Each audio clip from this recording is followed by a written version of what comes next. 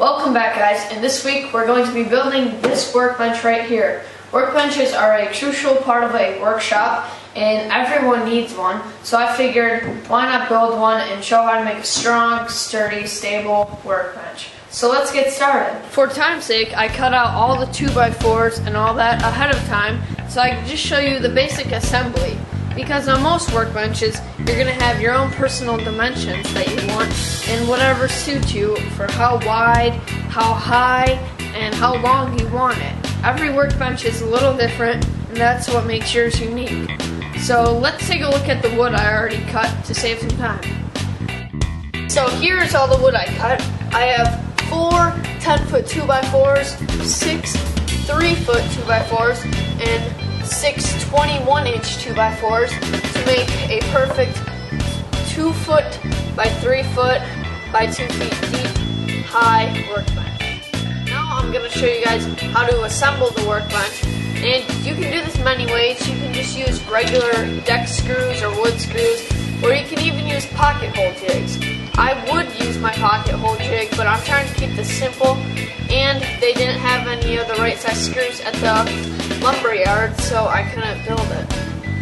So right now I laid out 2 of my 2x4s that are 10 feet long, and then I took 3 of my legs and I laid them in the center. So I have one there, one here, one there, and then I'm just going to align everything up the way I want it. And I'm going to make this shelf be 9 inches high up. So I'm going to take my tape measure and measure 9 inches on every 2x4 leg. And I'll take and I'll make a mark so I know where my 2x4 will go, so that everything will be even.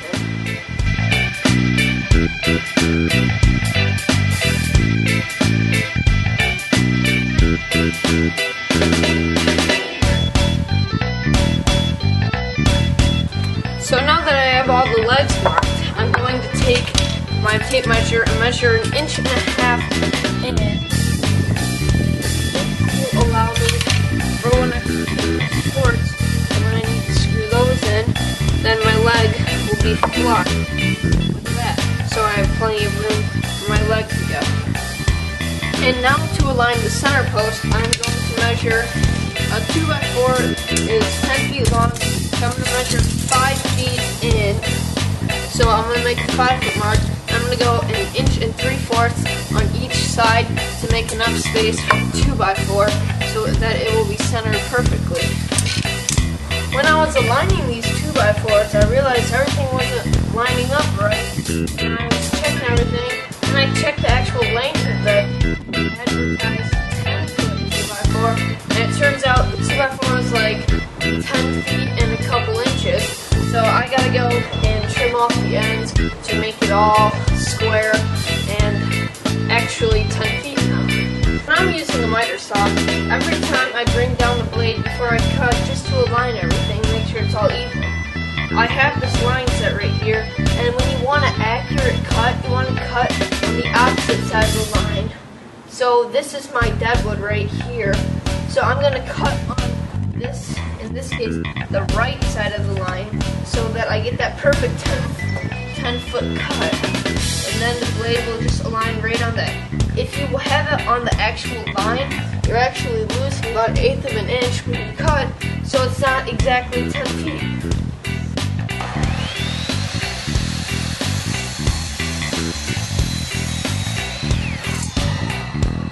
So now I've aligned everything the way I want it, and I'm going to start screwing everything together and gluing it as well. But when you screw with pine, then you want to make sure that you pre-drill if you're working by the ends. So I'm going to pre-drill all these holes, and then I'm going to add some glue and screw them all together for a nice strong bond that will hold for a long time.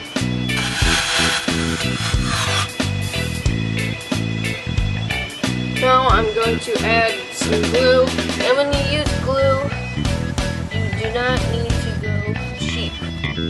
Always use more than you need.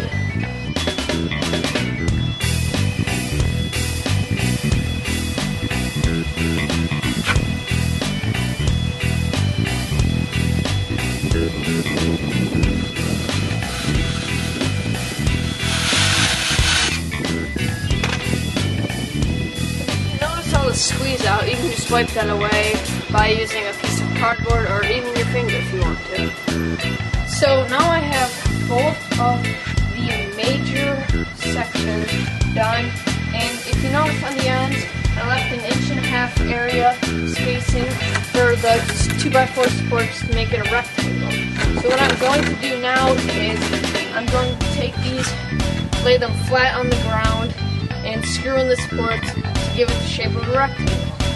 So right now I have the main bracket down on the ground, and I put a bunch of the supports all where they need to go, and I actually had to cut out 2 more supports because I was too short.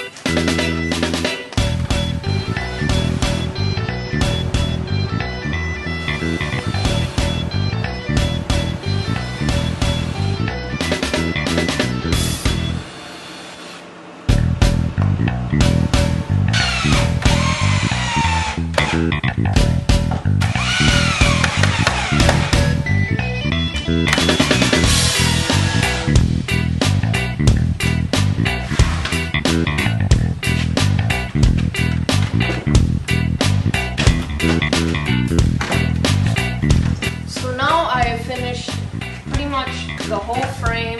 All I have to do is add the countertop, screw that in, and I'm done. So after I screwed on the top and countersink the screws, the workbench is complete. Now a couple other options when doing this workbench is you can add a separate shelf on the bottom like I have for support, but I didn't actually put a piece of plywood on top. Now if you put plywood on top, you would get much more storage area for tools and just sandpaper and stuff like that. You can add drawers. Workbenches are endless and they vary by many different types. You can go online and look at some pictures of workbenches as well. And there are lots of variations of workbenches that do work very well. So that is this week's project. Thank you for watching, and make sure you check out last week's project, how to build a shelf. That was a short video. And make sure you check me out at woodworkingnut.zoho sites where you can find more information about each project, and you can contact me as well as you can leave a comment below too. And you can also visit me on Keek where you'll find behind the scenes, and Woodworking Nuts vlog where it's my video vlog. I usually do follow-ups to videos there. And on Lumberjacks, you won't see me using that too much, but I am on Lumberjacks as well. But Woodworking Nuts vlog is where I do videos every week, or almost every week, of just what's going on around the shop and stuff like that. So make sure you check that out as well. That's a separate channel. So thank you for watching, and I hope you enjoyed this project. If you liked it, please like it and subscribe to my channel so you never miss another woodworking project again. Thank you, and see you guys next time.